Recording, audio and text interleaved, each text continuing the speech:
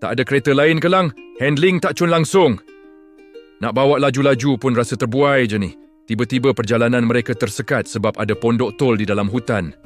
Last aku datang tak ada pun tol ni, Pandir. Tak tahu bila masa dia tumbuh. Amboi bang, dalam hutan rimba tebal pun ada tol. Kemajuan ini datang dari mana? Rasa marah tiba-tiba je datang ni. Jalan ni, Encik. Kami dah maintain bersih.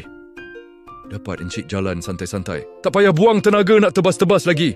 Banyaklah kau punya santai. Setakat denai tanah merah berlopak-lopak macam tu pun nak kena bayar tol juga. Alah, Pandir, bayar je lah. Nanti kau claim je lah dengan istana. Kan kau cakap semalam, laluan skamer dalam hutan macam ni mana boleh claim. Confirm kena audit nanti. Admin mesti tak approve punya. Sebenarnya aku tak ada cash. Kau ada? Cash habis sebab beli bom boloni semalam. Dek, boleh bayar QR. QR tak boleh bang, sistem offline. Cash je kami terima. Tak nampak ke papan tanda kat depan tu?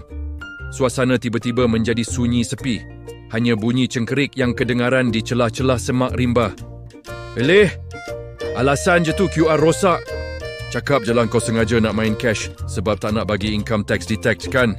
Mesti kau takut income tax. Tahu jualan kau mencanak-canak tapi tak bayar cukai pendapatan. Kan?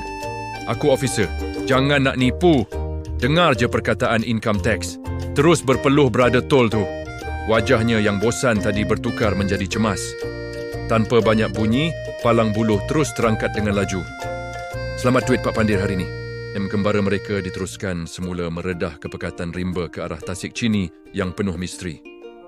Apakah misi utama Pak Pandir kat Tasik Chini ni? Ada kena mengena dengan legenda Naga Seri Gumum? Ikuti episod seterusnya untuk mengetahui nasib mereka di Tasik Chini.